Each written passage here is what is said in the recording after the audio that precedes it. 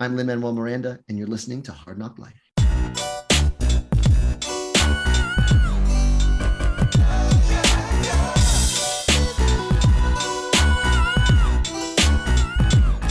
Well, it's the NOC in full color, you see me? The Hard Knock Life, comics, movies, and TV, yeah. Welcome to Hard Knock Life. I am Keith Chow. I'm Britney Monet. I'm Vengeance. Oh, sorry, I'm Dominic. I was just practicing my breathy, sexy Batman voice. Well, let's just get to it. A fan-beloved character has made his return this weekend, and the whole episode is going to be dedicated to this. That's right, I am talking about Star Trek Picard Season 2, dropped on Paramount Plus this weekend. What did we think of... No, we don't. No one gives a shit about that. I'm sorry. I'm Picard. Someone does, but not me. I'm the captain of this vessel. Did anyone watch Picard? No, we don't care about the Picard. We care about the Batman. This is the Hard Knock Life episode dedicated to the one and only Batman. Made $130 million over the weekend. The second biggest pandemic opening after a little friendly neighborhood Spider-Man. It's the Batman. What did we think of the Batman? And we're going to get to spoilers, but let's do a quick non-spoilery take. And then we'll just get to spoilers, and everyone else will just have to turn off the podcast. So, quickly, Dominic, what was your first impression of the Batman? Oh, good. Well, my non-spoilery take was beautifully done. Actors very good. The story, my basic thesis is still Batman debatable, Catwoman always good, and I feel like I'd support that more strongly when we get into the spoilers. Interesting. Okay. Brittany? I would say that this is the first Batman movie where Batman is not outshined, while everyone in the cast still gives like a really wonderful and amazing performance, and the action pieces are just great. Yeah, I agree. This is my favorite Batman. And what I mean by my favorite Batman, I think Pattinson as the Batman is the best actor in the costume, in the cowl. His Bruce Wayne is non-existent in this movie, which is fine. I've seen a lot of people who are complaining about, like, they don't like his Bruce Wayne, and I feel like, that's fine. But I feel like his Bruce Wayne makes sense. Well, and also, like, when you pick up a comic book, like, how often is Bruce Wayne in the comic anyway, right? Like, a 22-page issue of Batman, Bruce Wayne's probably in, like, 3 panels, and the rest of the book, he's Batman. That's what I dug out the movie. He's like Batman for most of the movie. I don't know if that's a spoiler. No, it's not. We can say, and he's truly good. He's truly leveled up. Like, the voice is cool now. The voice was always kind of stupid before. Sorry, Bale's voice went, like, way over the top. I'm not worried. Yeah. And his voice is cool and breathy, and the mask looks just great on him. Yeah, he's got the best bat jaw. Yes. So that's the non-spoiler stuff. Everyone else can now turn off the podcast, go to your local AMC, pay an extra $1.50 or whatever, since AMC is charging surge prices for the Batman.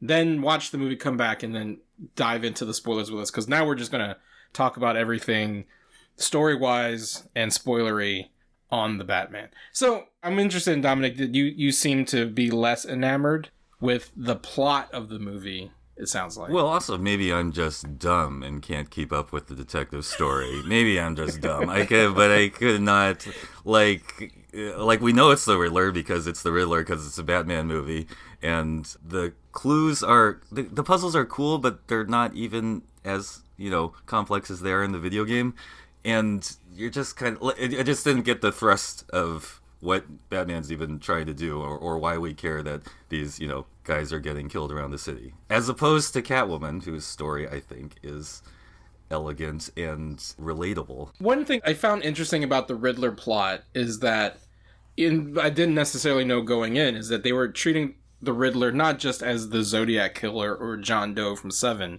but he's kind of QAnon, too, right? Like, he's this, like, social media conspiracy theorist who has amassed this online army of incels to kind of, like, mete out the vengeance that he's obsessed with.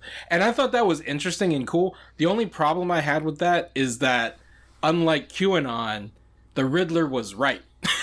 Like, the deep state actually existed in Gotham for them to come out and, take down, which was a little problematic for me personally. Well, yeah, but I sort of guessed that was coming, because that was sort of the same problem with Dark Knight Rises, was that there was a countercultural movement that we could kind of see their point. except that they were way too violent and crazy. So it was a similar problem in the construction. Yeah.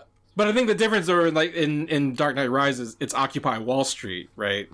Here, the bad guys are like incels and QAnon, right? Because like they're on Reddit essentially like finding the proper mask and the proper weaponry to take down the mayor. And it's again like my thing is that like, you know, the fact that the Riddler had a point that like the people that he was killing kind of deserved it. Like it was a crooked mayor, a crooked police commissioner, a crooked DA, and it was almost like, I mean, that was kind of the point of the movie too, is that like Batman and the Riddler were two sides of the same coin.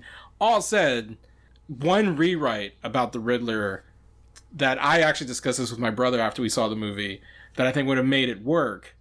Let's take a step back. In the trailers, for some reason, they never reveal Paul Dano's face, right? Like we knew Paul Dano was playing the Riddler, but they were very careful of never showing him.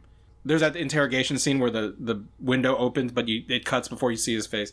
And so it was kind of odd marketing, like, we know Paul Dano's playing the Riddler, why are they being so careful of, like, not showing the Riddler? And so what would have been really cool is if they started doing the, like, Riddler imposters throughout the movie, not just at the end. So that, like, maybe Batman confronts the Riddler, we think he's taking down the Riddler, takes off his mask, and it's not Paul Dano. I think that would have been really interesting and kind of show that, like, the Riddler has kind of amassed this army throughout the movie and kind of has lost control of his army by the end of it, right? Because like the Riddler had this noble reason, we're going to take out the corruption in Gotham, and then he's like riled up these like incels essentially, and that's why they start targeting like the black progressive mayor, and not necessarily because, you know, because that was a bit of a leap. It was like, okay, I'm taking down this crooked cop, I'm taking down the crooked mayor, I'm taking down the crooked DA. And also going to take down this like really progressive black mayor candidate who's kind of like giving the same message I'm giving, but I don't like her, so we're going to kill her too. That was a bit of a leap, you know. And I just feel like had he like instigated this army of you know, January 6th rioters essentially, and then they kind of like turned their fury at the new mayor. I don't know. That to me would have made more sense. I get what you're saying, but I feel like because they hinted at how much Thomas Wayne was trying to do good and do this whole renewal thing and throw money at the problem, I feel like it's easy to mistrust anyone trying to step into a position of power in Gotham. So even though, yes, we know that she's like not gonna be that type of person, I feel like it's very easy for someone who's already has such a deep distrust in, you know, your local government, where you're like, it's gonna just be the same thing because almost everyone here in Gotham is corrupt. Right. Like, I feel like it makes sense for that's where his mindset is going. Like, we also got to take out the new mayor too, because she's not going to be any different. And full disclosure, like, I think if I did have one critique, I didn't necessarily like the last act of the movie, just because the biggest appealing thing about the trailers for this movie for me, and I've talked about it on the podcast, is that we're finally getting Batman solves crimes, right? And doesn't have to save the city from some disaster. and it kind of like does devolve into like, you know, explosions, and everything has to be no man's land nowadays. And it's just like, I wish it was just like, if it ended after he caught the Riddler. The water always has to be a part of Batman's story. Either the water supply is being, you know, messed with. It was a little bit too reminiscent of Batman Begins, ultimately, right? Like, the first 3/4 of it was great. And then it was like, oh, there's a whole other plot of this giant disaster. Which, again, I'm not faulting it, but you're already at 3 hours. If they had cut that whole thing out, I think it would have been the perfect Batman. It's still my favorite Batman movie, I think. Yeah. I mean, it's an interesting comparison to the Nolan movies because, I mean, not so much the Snyder Affleck movies, because those movies are in a totally different universe with aliens, like, realize. But comparing to the Nolan movies, like, one problem I always had with the Nolan movies is that they're kind of overstuffed with plot. Like, that Dark Knight Rises was just like, oh, the Matthew Modine guy and the JGL guy. Can we really care? They were kind of like overstuffed with plot. And for most of this, the Batman in the beginning, I think, oh, it really just breathes and is just with these characters and is beautifully designed. But then, like, in the middle hour, it started to do the same thing. It started to feel like, oh, we have to stuff some more plot in here about the Wayne family legacy, and there it kind of lost it. Some big expository scenes where we find out about the murderer by listening to a cell phone call. That would, to me, was just like way too long in the middle. Anyway, so Even Anya's murder? Is that what you're talking about? yeah, Like that was like the silliest thing since that part in Civil War where they find a videotape of Bucky killing freaking Tony Stark's mom. I mean, like, and they just sit there watching it for a while. I mean, this is, a technical thing, but it's not good filmmaking. It's just like, have them sit around listening or watching to a video and absorbing plot details. It magically appeared. Anyway. It didn't magically appear because she had said, they took my phone, damn it. Yeah, no. When they come back. So it wasn't Sorry. like It is not as stupid as the film of Winter Soldiers assassinating. It's not that stupid. I have no criticisms about the Batman, so I'm just right? Like 100% all could not have existed, but yes. Yeah, so I'm just like, you guys are just making stuff up to like. Well, it is. Yeah, and also to that point, also to that point, that's Catwoman being active. Catwoman's chasing down a thing in this movie. Like, her friend gets fucked up by the mob. She has this weird history with the crime boss, and she's seeking revenge, and she makes plans. Batman is, like, not doing that. He's kind of... Her story is the compelling story. That's just what I'm arguing. I mean, Zoe Kravitz as Selina Kyle. Brittany and I said, this is the first Batman movie where Batman is not outshined. Mm-hmm. But if anyone comes close, it is definitely Zoe Kravitz as Selina Kyle. She's definitely more compelling than Riddler. Penguin's not really, like, a major player. But the scenes that Colin Farrell is in, like, he hams it up and he's just chewing scenery, and I love it. And I'm now super excited for the HBO Max Penguin series, because there's going to be a Penguin series with on Colin HBO Farrell? Max with Colin Farrell. Yeah. Can we say coming out of why this. is that? Why is there going to be a Penguin series? I mean, I think it's going to be like It'll his be... rise to power now that the Maronis are gone, the Falcones are gone. Okay. This is how Cobblepot becomes the crime boss of Gotham City. That's what the show is supposed to be about, his rise to power.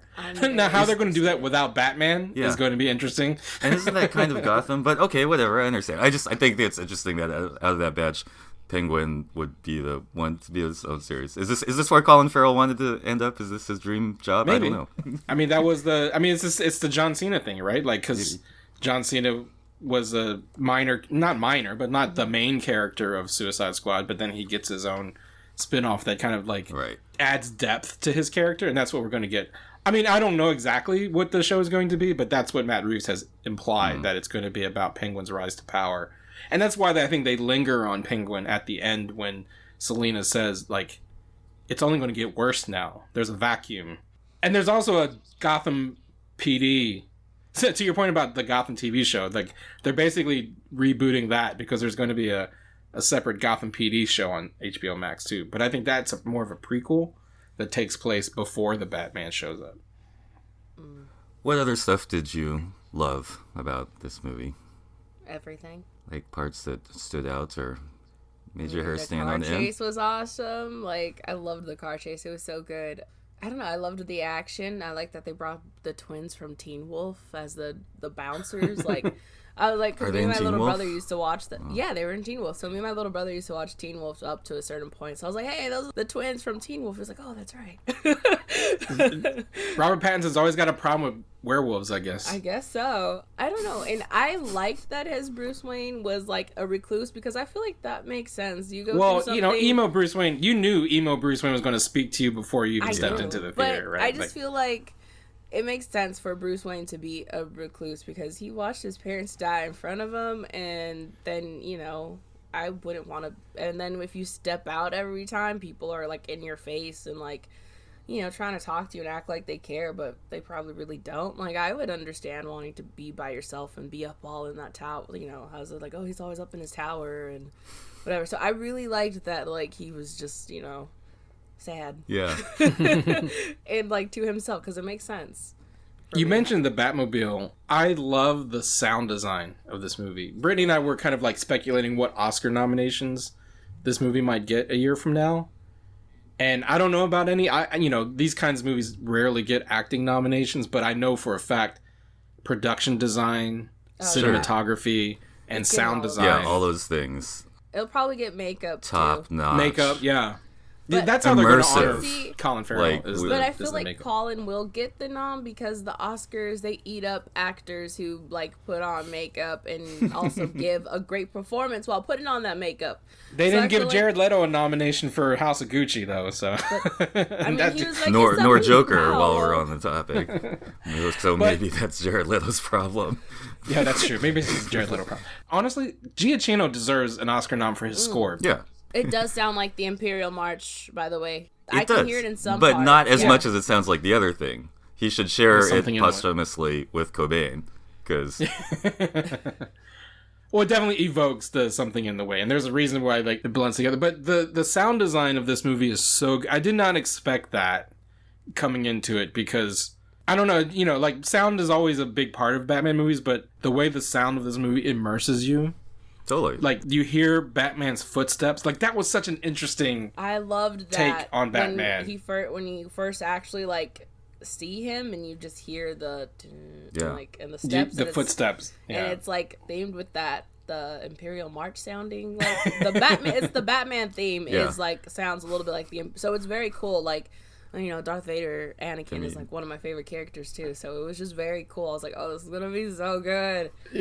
Just Yeah, the way it builds the tension. Of Yeah. course, the Remind me first to time get you to the see other Bat- Empire Strikes Back reference in there, when it's not a tangent, but that's another rant I have. Of course, the first time you see the Batmobile, you don't actually see it; you feel it. Yeah. You hear it. Yeah. The way the engine revs up, and that was something. As much as they've showed, and you know, the money shot of the trailer was the Batmobile chase. It did not prepare me for that first shot where you just see the flames emerge, and not just from the jet engine, but from like the entire car, because you can tell he's just like handmade it, Frankensteined it together, Yeah. and it's just like bleeding flames from every orifice. Yeah. That was like the coolest part. It's very powerful filmmaking. And also, as I said, the production design of Gotham City is immersive, and you feel like you're in it. feels like Gotham. The way that Wayne Manor looks, it's kind of, it's haunted and yet rich and fancy, and it's got all these cool angles. Yeah. It's all lovely.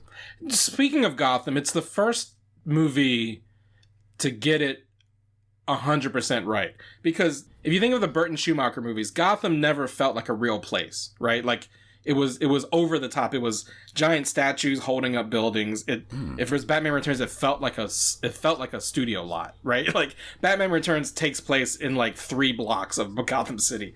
You know, Yeah, it's kind the of. same 3 sets over and over again.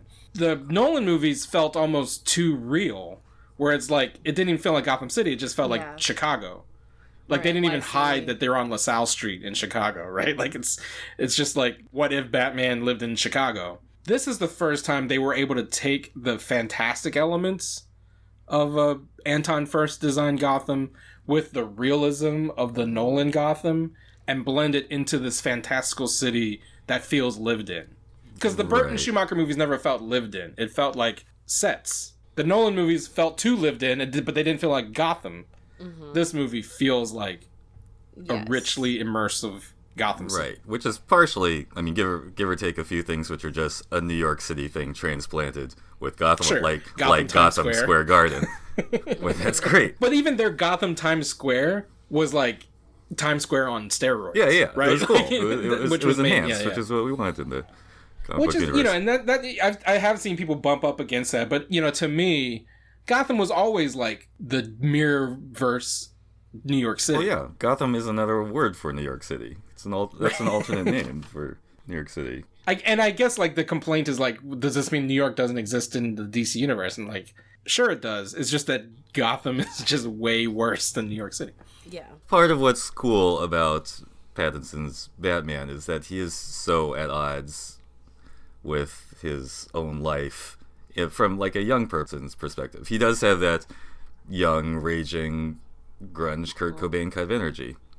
And he needs the frickin' mask to keep the hair out of his eyes. I mean, he was literally leaning into that, like, sexy, He's got spiky the hair emo thing. hair. And it was a choice, and I think it's a strong choice. It works. You know, like there was all these jokes about emo Batman with the eyeliner, but in the movie, in the context of the movie, it works 100%. I do wonder, like, is something in the way diegetic in the movie? Like, is Bruce listening to Nevermind in his headphones as he's riding his motorcycle. He probably listens to it. Totally. I totally see him being a Nirvana and My Chemical Romance kind of guy. I don't care what happens to me. And speaking of that, I like that they used first-person narration in the Batman movie for, I think, the first time. I wish they had done more of that, actually, because that's the thing. Like, Batman, again, being a hard character to penetrate, like, it's a trick, but it's a trick that works. Just have him voice his own thoughts, and we want to kind of be in there, especially because this Batman doesn't talk a lot. He just, like, goes in back to, like, Mad Dog glares at people, all those cops, and say, like, word one to him. So, actually, I wanted a lot more of that voiceover than happened. But, okay, so, can I ask this? What do we think about the semi-competent Batman arc? In the sense that, he's learning to do stuff, and he's not good at everything yet. That's a major thread in the movie, right? I like it because we know that he is only on year 2 as Batman. So that means, he still has a lot of ways to go to be, like, the great Batman. But he's getting there. And I also really like when he's in the beginning, when he's talking, like, I have a symbol now. And, like, how... But then it realizes, like, how it's very rare to run into Batman. And they all hear stories about him. So they probably think he is this, like, actual, like, mutant or actual vampire guy, because they hear all these crazy stories about, he just comes out of nowhere and beats me up, or beats people up. So I feel like when they first see him and he's coming up the stairs, like, they're probably anticipating a monster, and then all of a sudden it's just a guy in a suit. Oh, right, no, that's good. It's true. We don't really... I don't know. I loved the whole, like, I don't know. Well, even the thug is like, what the hell are you supposed to be? Yeah. Like, he's not intimidated when he sees Batman. Yeah. They don't get intimidated until they get the shit knocked out of them. They are thrown off because they haven't seen all the trailers. They don't know where the bat suit is supposed to be. Like, and it's an excellent point. He could be a creature of the shadows. But what that scene, the tension built in that scene was great. Like, again, we were talking about the sound design. Like, they're about to beat up the guy, and all of a sudden they hear these footsteps, and they're like, "What is that?" And then Batman emerges out of the darkness, and then at first they're not like scared at all, know. And that's where we get that. Again, this goes back to, like, where I feel sometimes trailers give too much away. And I wish I did not know that scene for 2 years. You know what I'm saying? Like, the scene where he just knocks the living bejesus out of that guy, that was the money shot in that first Fandom trailer 2 years ago. I don't even remember it. Oh, really? Yeah, well, the years have been a blur. But that's true. I watched each trailer like once, and the only time I like saw them was if it was in front of, like, when I went to see other movies. But even then, I kind of wasn't fully paying attention because I was like, I'm just gonna really, like, immerse in the movie when I see it. So I mean, it's my fault, right? Yeah, because I'm the guy who, like, watches that, like. Since Fandom, I've seen that trailer maybe, I don't know, 3,000 times, you know? And so, like, that scene where he's like, I'm vengeance, is burned in my brain. Yeah. And the excitement that scene is supposed to engender, it still engendered it, but not to the extent that it did 2 years ago, is what I'm saying. Like, for me, it's almost like I knew that was coming. It's the same thing with the car chase. Like, I got you, and then the Batman emerges out of the flames. It's like, that scene is burned in my brain. And it would have been so much cooler, in my estimation, had I not known about any of that. Yeah. You know what I mean? Yeah. But really, that's my fault. Yeah, good for you, Brittany. That's more sensible movie-going practice.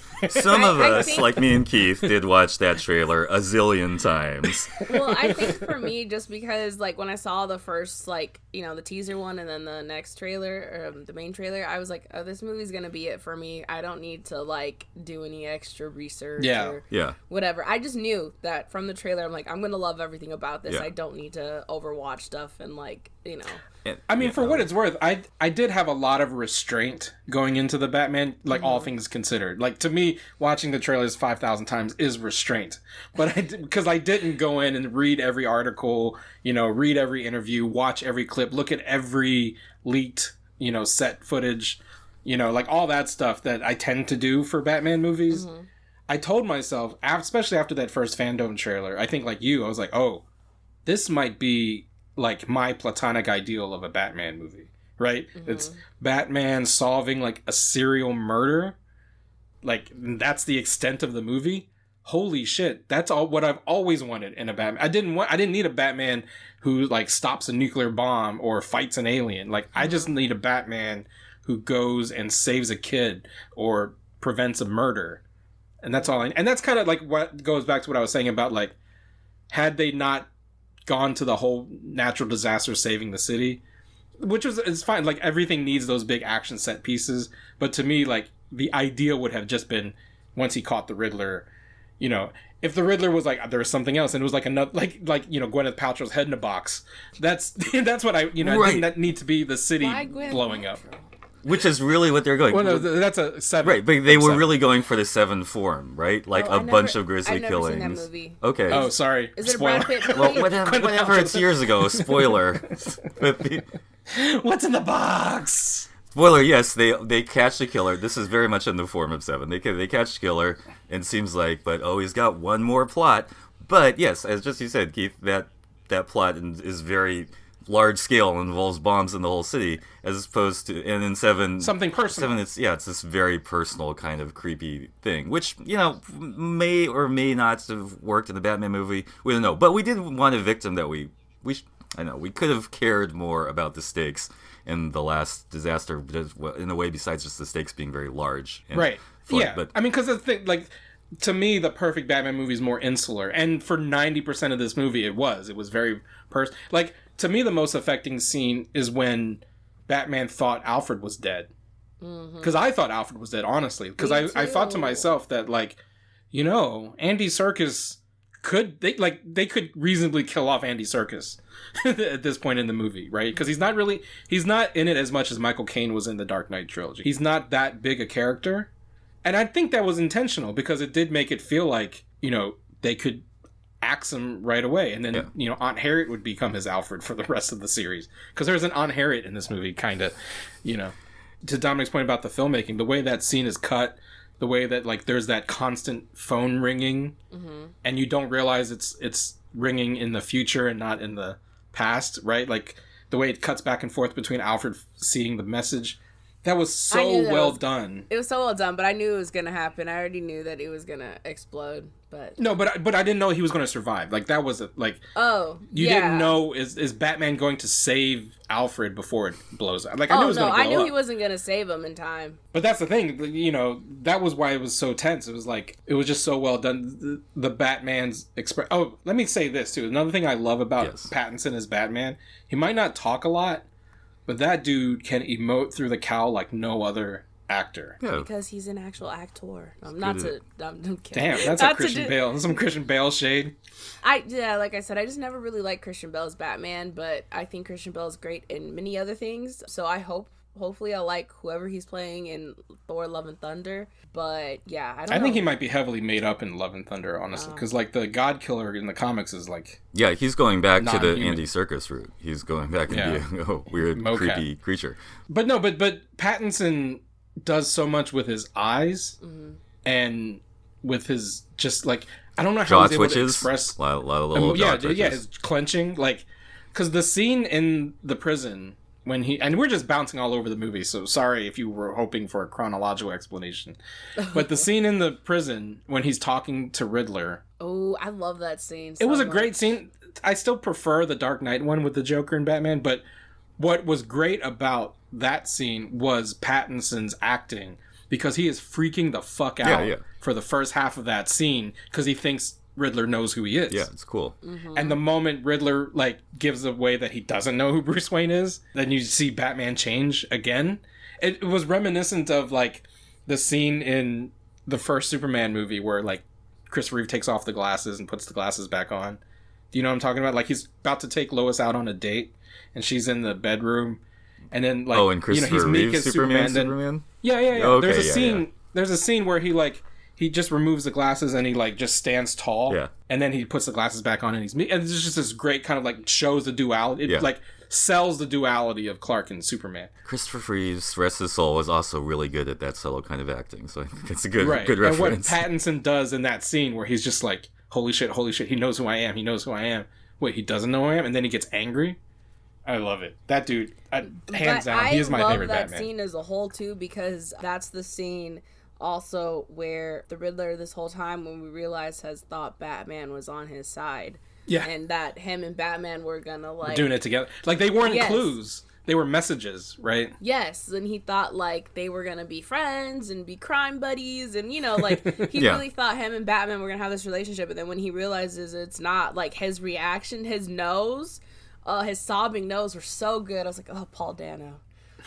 Yeah, that was just such a good. I love that scene. It was so good. Yeah, it was creepy as shit. And I mean, I don't think anyone gives a bad performance. I love John Turturro's Carmine yeah. Falcone. Yes. He plays so, like, especially compared to Tom Wilkinson in Batman Begins, where he's like leaning too much in like Goomba crime stereotypes. boss Goomba accent. Yeah, where he's Turturro like, is smooth. You come down Yeah. here with your anger. Yeah, It's he was totally Tom doing Wilkinson. Yeah. But like Turturro's very subtle, very like menacing. I like John Turturro because he's always very cool to me.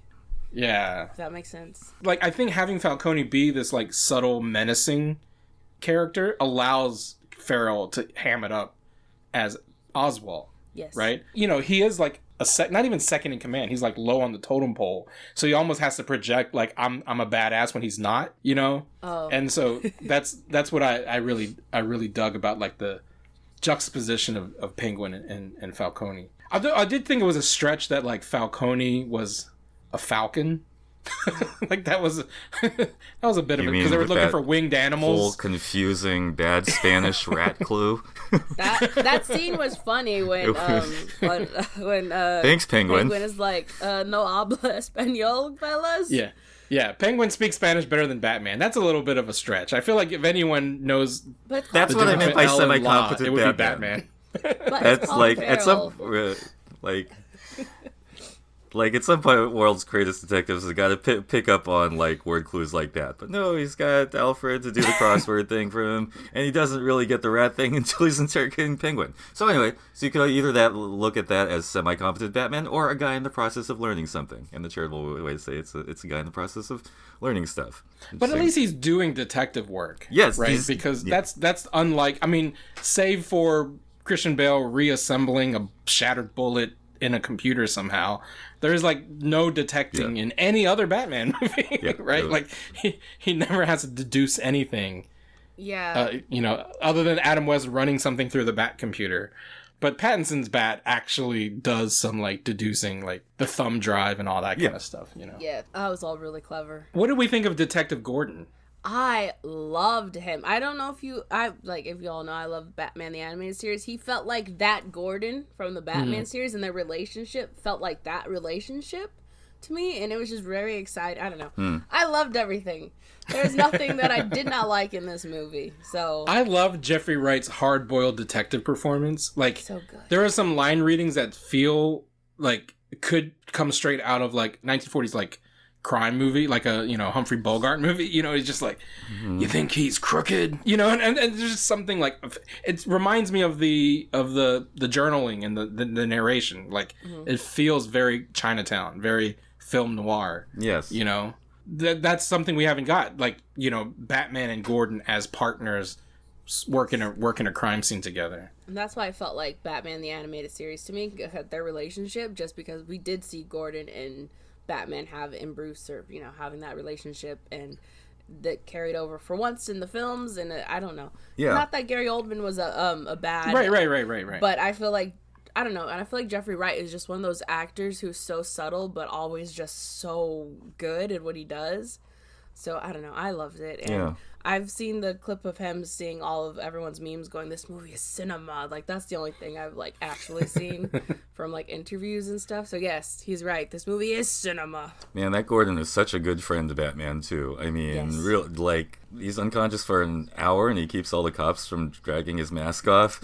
What a good friend. Right? Really. A guy who does not have many friends. And they say there's no jokes in this movie, but the whole there aren't that many jokes. Well, but I thought I thought you were gonna like pull your punch. And Batman was like, I did. Come on. That's such a great line. And that was a good bit of, like, they're almost like buddy cops for a lot of this movie. They're investigating things together, and that was a good bit of buddy cop patter. I mean, like, the whole Batman's whole, like, deadpan delivery is the funny parts, right? Like, you got a lot of cats. Like, he says it, like, it's not, he doesn't say it as quippy, but it makes it funnier. Yeah. I also like, after the car chase, when they first got Penguin, and then Penguin was like, what is this, good cop, bad shit cop? Yeah. I thought that was really funny That too. scene was the funniest, and it ends with the funniest visual joke where Penguin's in shackles and he waddles away like a penguin, Yeah. which is just a wonderful visual joke. It's kind of like, it's not like a funny ha-ha joke, but Yeah. again, to the it filmmaking doesn't feel like a cleverness. tonal shift. Yeah. Yeah.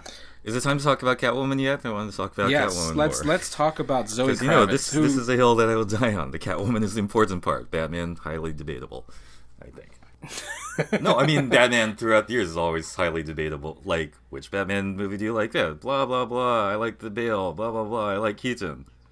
So some of them suck. But Catwoman is always good. Sorry, this is a reiteration of my thesis, which I keep. Even through. like Halle Berry's Catwoman. well, Yes, yeah, as the outline. really? Okay. As the I was going to give you a qualifier to say Selena Kyle was always No, good. as look, if the outlier, if the worst one is Halle Berry as Catwoman, that means Catwoman is pretty darn good. Because Halle Berry's Catwoman was just a little ahead of her time. And again, I'm saying, like, if Halle Berry didn't exist, we would be talking about Zoe Kravitz as the first Catwoman who's a non-white person or a mixed person, Actually, Eartha that's Kitt. Eartha Kitt. person of color in the movie. In the movie, yeah. Sorry, you're in the movie, but we aren't because Halle Berry Catwoman did exist. But yes, and in the whole continuum, again, Eartha Kitt also really cool. Honestly, though, like Zoe Kravitz, like the fact that they gave her the pixie cut, that was already, I was Yeah. all in because we've never seen the Selena Kyle who looks like Selena Kyle from the comics, race or not, right? Like she is a pitch perfect. They just took her right out of a panel from Batman Year One, particularly the scene when she's wearing like the black corset when I think when she's going to kill Falcone, like that's exactly her look from Batman Year One. When the wig comes off, yeah, and she's got like a little black corset on. That was like, I was like, wow, they literally just adapted her costume from Year One. And Anne Hathaway, Michelle Pfeiffer, even the '66 Catwoman actresses, they never had the short hair, and I don't know. I just love that Zoe rocked the little pixie cut. I mean, it's a superficial thing. I like that they allowed her to have. Yeah. Did you know She did look great. that she wanted to audition for the Catwoman role in Dark Knight Rises, but the casting director said she's too urban Yeah. for the role, and she never got a chance to audition for the Catwoman part. Oh, well, That's, yeah. That's So, so ridiculous. But, There you go. 10 years later, 'cause and I she's feel the like- best Catwoman. I feel like she's not even like urban in the sense that like. I mean, people that's code for it. You know what that's code I for. know, but it's just like she's mixed, technically, because both of her parents are mixed, so she's just mixed. So it's just like I don't know, but yeah, no, she really was very, very good as Catwoman Selena Kyle, and I really love that she, I don't know, was just gonna solve it regardless if Batman was gonna help her figure out with her. yeah, friend. she's making moves. She has the plans. Yes, and then her nails. I loved her nails. They were very cool. And I liked, okay, so how Justice League, he tries to do that whole, like, Ezra Miller falling on Gal Gadot, and it was just like, oh, why is this here? But when they did in this movie, I was like, ooh, okay. They did? Yeah, Bruce fell on Selena, and I was like, oh. Yes.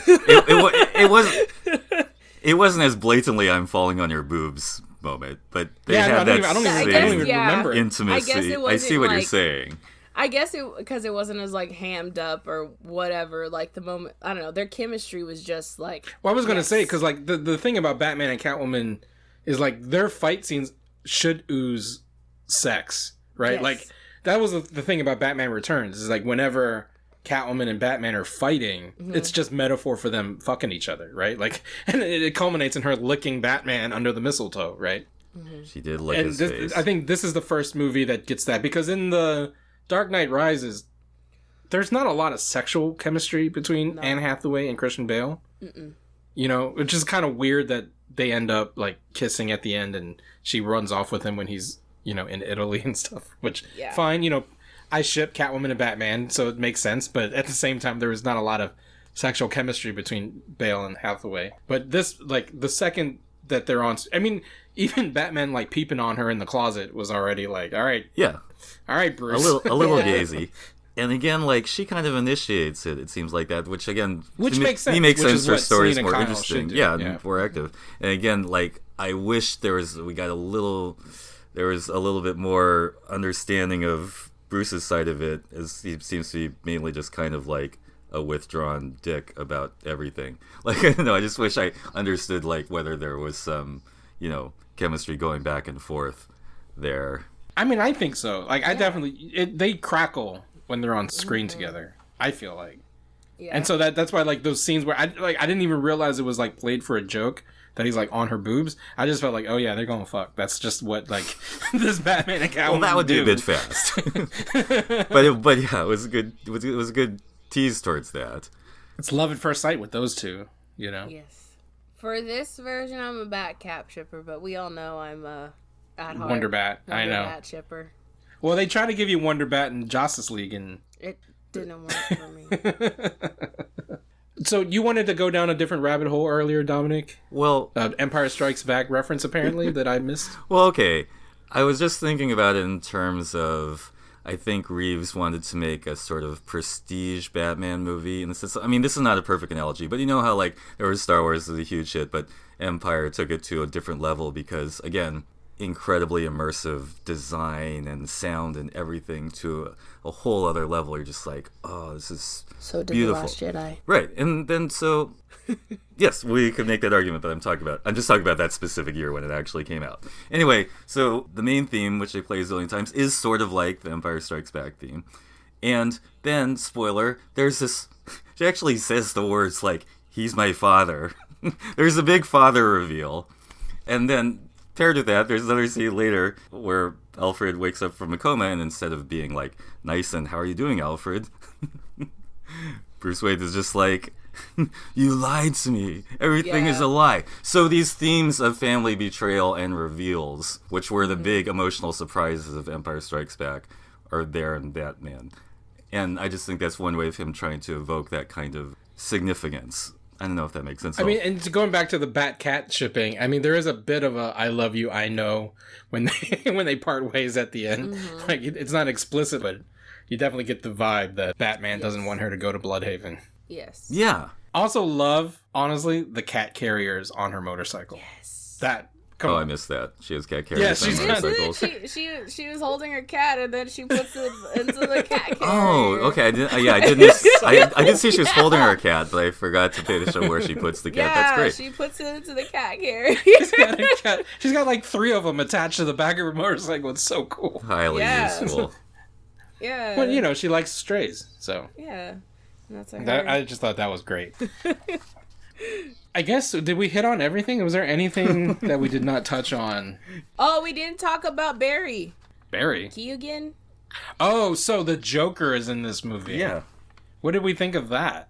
Love it. So at the end of the movie, after it could, like, in a Marvel movie, it would have been the post-credit scene, right?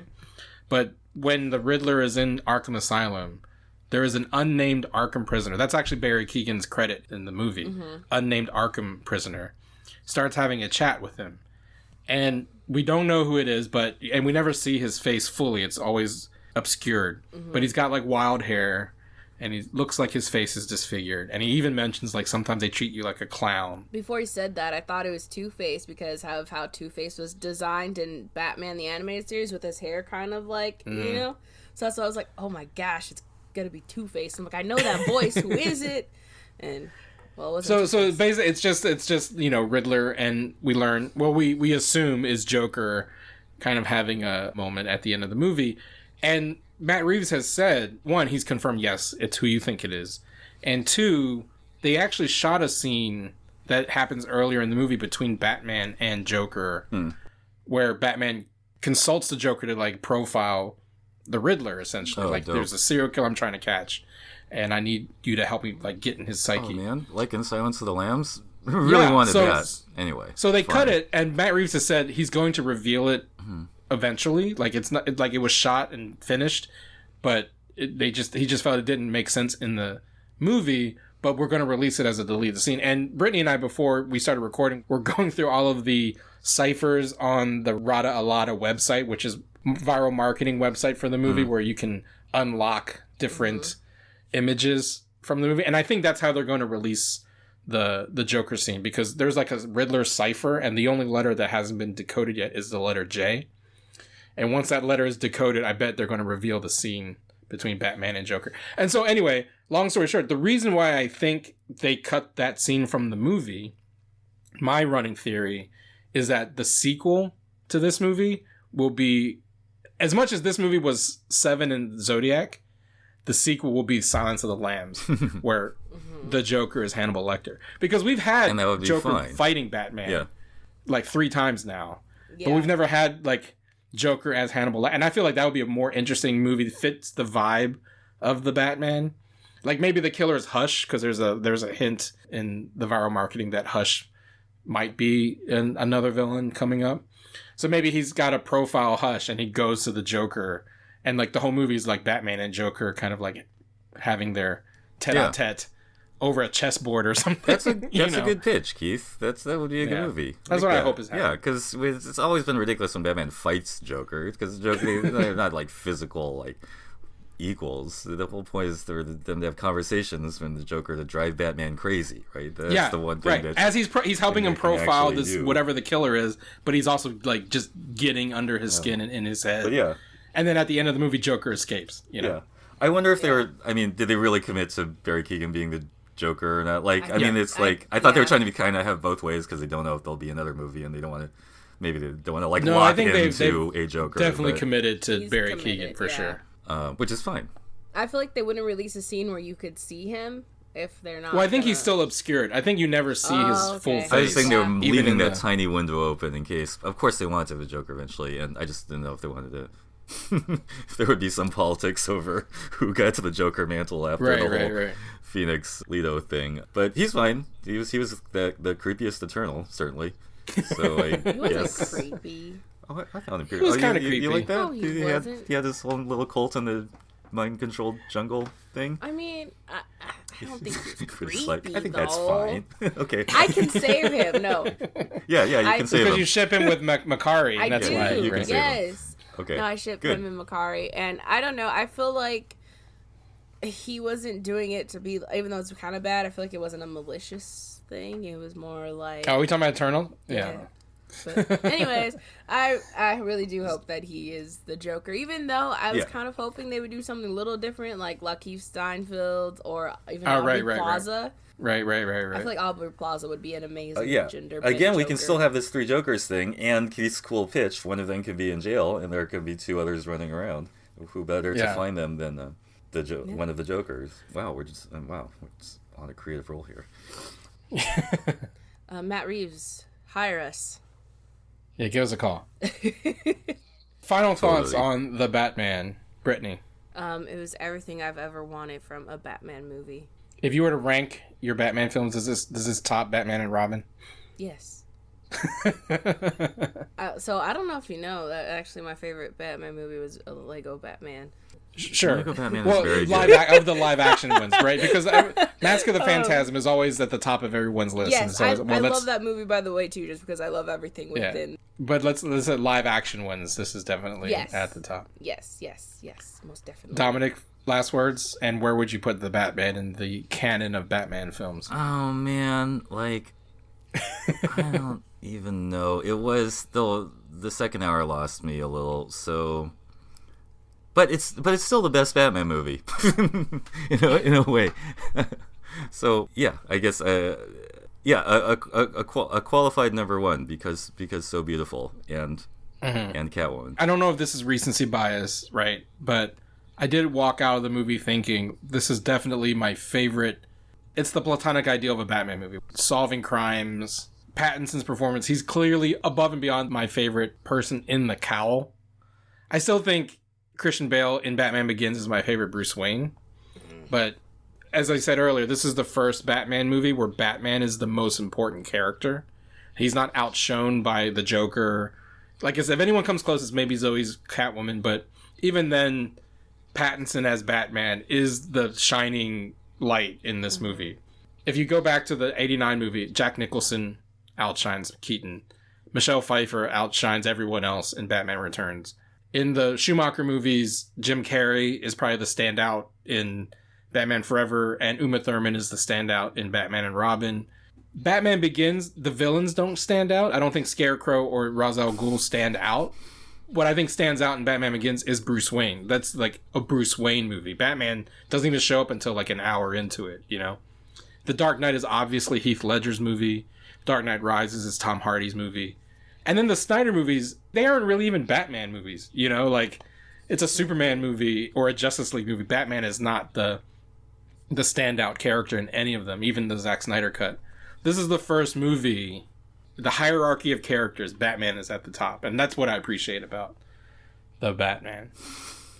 I agree, but I think that I literally have liked every single actor, even if they had like a one moment feature in the Dark Knight trilogy versus Christian Bale. Like, I felt like know you're a Bale hater. No, I like him in other stuff. Like, one of my favorite. You're a Bale as Batman hater. Yes. I get it. It's all good. Because one of my favorite movies is the one with him and Hugh Jackman. The Prestige. The Prestige. That's literally one of my favorite Christian Bale movies. I think he's amazing in that movie, and that's a Christopher Nolan movie too, by the way. But yeah, I just feel like in the Dark Knight trilogy, every actor outshines him more, and it's like sad because Batman should be like the most exciting character in the Batman movie, but he's not, and I feel like that's what I don't like. But there are some people who I know are changing their mind and acting like they've never liked the Dark Knight trilogy just because of now the Batman's out, and I hate that. Well, there's always these people, like I said, they just pretend, like, I mean, just be honest. Yeah. But I pulled up my tweets from 2012 and 2013 where I have said that I don't like Christian Bale's Batman and he sucks. So I have been honest. I won't go that far. Like, I mean, the Dark Knight, I mean, 89 for nostalgia reasons. You know, everyone's, because that was my first Batman, like, really. Yeah. You know, the Keaton Batman. So that's always going to just have a place. But I think The Dark Knight is still one of the best films of all time. I think it's good, but I just feel like if Heath Ledger wasn't in the movie would just been okay. Right. I mean, The Dark Knight, it's interesting though, right? The Dark Knight is just What If Heat, but with Batman characters. And this movie is What If 7, but with Batman characters. And that's the thing, is like, that's what I've always wanted in a Batman movie. Like, can we do 7, but with Batman? And that's kind of what they gave us. So yeah, that's where I am. I just never really cared for that trilogy as a whole because Batman just isn't good in it. Well, the problem with the Dark Knight trilogy is that it's not about the Dark Knight, right? Like, Batman, if you take those 3 movies and put them together, like, Batman was Batman for like a year and a half. Right, in the narrative, because he just became Batman, and then he was only Batman for a year in the Dark Knight, and then he quits right after the Dark Knight, and that's what I always hate about the Dark Knight Rises. It was like, why did Batman quit being Batman? Because his girlfriend died. Like, if anything, he should have been more Batman after they killed Rachel. You know what I mean? Like, the way Batman responds to grief is not to like hole up in a tower; it's to go out and just like beat the living shit out of every criminal he could find. And that's what he should have been doing for the 8 years after Rachel died, and not just like become a recluse. Like, that's why I feel like the Robert Pattinson version of Batman is a spiritual successor to the Batman of the Dark Knight. Like, that's what I wanted the Dark Knight Rises to be, was this version of Batman. You know what I mean? Like, just filled with rage until Catwoman is able to like bring him out of that funk. Yeah. And that just never really worked in The Dark Knight Rises. Like, they hinted at that, but he wasn't Batman long enough in the trilogy at the end of the day. No. So, anyway, I'm excited about the future of this. Do we care that it's disconnected from the DC universe? I do not. It's an interesting question, right? Because we'll get to see another Batman movie this year. That's true. With a totally different context. Yeah, I'm actually excited for everything that DC is doing, but I want them to keep Matt Reeves' Batman universe separate. It's good, it works, and I feel like, you know, I like Shazam, but I don't want Shazam to showing up in this version of Gotham, right? No, they're gonna hurt my baby. Going back to the HBO stuff, which is they are kind of still building out this universe. It's just going to be in this little bubble away from everything else. I feel like it's fine, and then if they ever need to, they can do like a Crisis on Infinite Earths crossover multiverse things if they really need to, but I feel like keep it separate. Well, that's what the Keaton Bats is for, apparently, right? They're just using him as he's gonna be in universe jumping. Unless, I don't know, the Flash messes things up, and I don't know, we'll see. Yeah, we'll see. I didn't want to mention. I'm gonna look this up, but you know that cool scene where he's in the hallway and it's all lit by gunfire? Saying a lot of people are going to be talking about the scene. It's one of these orchestrated action moments in the movie. I think that Matt Reeves saw Macross Do You Remember Love, because I think it's kind of the same as this fight that happens in Macross, do you remember love? Which in the hallway between two transforming Veritech fighters. And anyway, sorry, I'll look. That was a tangent. I'll tweet about it. Well, for what it's worth, the cinematographer Greg Fraser is the cinematographer on Rogue One. So there was also like the Had that vibe too. the Darth Vader in the hallway vibe. Yeah, Definitely had Darth Vader entrance those vibes. Are the Batman and Rogue One are some of, up there for me. So I love. And Rogue Giacchino One. did the score for both of them. Yes, That and too. he also did the score for Lost, That's right. and I love Lost. So So real quick, did you, Dominic, bump against the fact that because Dino Ray Ramos, the creator of Diaspora and former Deadline writer, mentioned this on Twitter, that he kind of felt triggered seeing that skeleton gang in the beginning of the movie target an Asian man. It was too reminiscent of Stop Asian Hate for him. Yeah, I thought that was very calculated. Did you think it was intense? That was what I was going to Yeah, ask. Did you feel it I was- think so, because that was in the air. Anti-Asian violence was in the air, and you do need a victim in that first set piece to prove that he saves guys, as opposed to just like broods and looks at his computer and stalks people. You do need him to save somebody. Yeah, it was. So you didn't bump against it. It didn't. Well, feel no, like... I mean, I did. It was the sort of the classic thing of that guy's clearly weak and an outsider, that blah blah blah thing. But also, it's fine that really happens, and Batman does need to save somebody, saves from some harm, in the first Yeah, part. I mean, I responded on Twitter saying that like I'd rather the nameless Asian person in a Batman movie be saved by Batman than beat up by Batman, because in previous Batman movies, the faceless, nameless Asian people are just It's that dude with the swords who shows up and is the he's dude with the always swords beat and up by all that. Batman. Yeah. So right, at least Batman saves. And just quick little Easter egg: the one gang member who doesn't want to engage in the violence is played by Jay Lacurgo, who is Tim Drake in Titans. Oh, is that right? Oh, okay. And is also mixed Asian himself. So like, Wow, that's deep. I was okay with that scene too. I didn't think it was upsetting to me that Batman saves an Asian guy in the beginning of the movie. So I just wanted to ask Noted. that. But yeah. Anyway, that's it for this week on Hard Not Life. Brittany, how can people find you on the internet? you can find me at Hi Brittany Monet, and you can also check out at Naomi Podcast for the Naomi Podcast, the Backlog of Black Lightning, and also the Lituation Room. That's it. Dominic? Oh, I'm Dominic Ma at Dom Ma. Twitter, Instagram, DOMMAH. You can find me on Twitter at The Real Chow, _real_Chow. And follow me on Instagram at Real Keith Chow. Follow us at The Nerds of Color on all platforms, and go to hardknockmedia.com to find this and all podcasts in the Hard Knock family. Give us a rating and a review if you do. Subscribe to our videos at youtube.com/The Nerds of Color, and support us on Patreon at patreon.com/The Nerds of Color. You can also support us by going to go.goalie.com/hardknock and get 10% off and free shipping on Goalie nutritional vitamin gummies. That's go.goalie.com/hardknock, or use the code hardknock at goalie.com. And until next time. I like the part where he ate berries. That was sweet. Oh, I forgot about that. The frozen. Moodily broods over his Yeah, and blueberries, he too. squints and he's not used to daylight, and he hates daylight. And Dolphin's like, here's some berries. Keeping you alive, man. I do like that this Alfred's not like a butler, but he's like Thomas Wayne's bodyguard, basically. He's cool.